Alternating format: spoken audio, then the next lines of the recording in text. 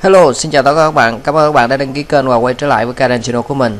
Các bạn đừng quên like và share kênh nếu bạn thấy video này hay và hữu ích. Đặc biệt các bạn hãy nhớ click vào các quảng cáo khi bạn đang xem video để ủng hộ kênh nha các bạn. Đặc biệt các bạn hãy click vào cái nút đăng ký để mà là người đầu tiên theo dõi những video khi mình up lên. Đặc biệt các bạn hãy nhớ click vào cái chuông bên cạnh nút đăng ký nha các bạn. Ok. Trong video này thì chúng ta sẽ đồng hành với nhau bằng một cái thủ thuật cũng như một cái lệnh rất đơn giản trong AutoCAD. Tuy nhiên, nó là một cái lệnh cực kỳ nhanh cho các bạn. Vậy nó là gì? BR, nó nôm na đó là cái lệnh các bạn có thể cắt bất kỳ một vị trí nào trên các cái tuyến ống hoặc là các cái đoạn thẳng vân vân. Chúng ta sẽ bắt tay vào thực hành với lệnh BR. Ví dụ như đây mình có một bình đồ của hệ thống thoát nước thải thì mình copy nó qua để các bạn dễ theo dõi. Ví dụ như thông thường một hệ thống thoát nước thải thì nó sẽ phân ra các cái tuyến ống, ví dụ như tuyến đầu, tuyến cuối vân vân vân vân.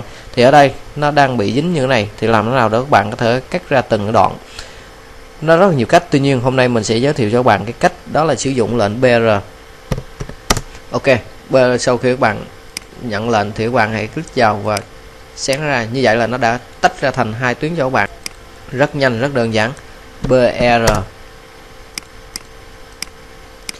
Ok các bạn, như vậy là mình đã vừa hướng dẫn xong cho các bạn cái cách sử dụng lệnh BR.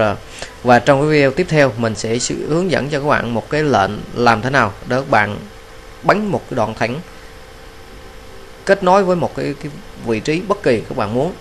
Và các bạn hãy nhớ đăng ký kênh để theo dõi video tiếp theo của mình. Xin cảm ơn các bạn.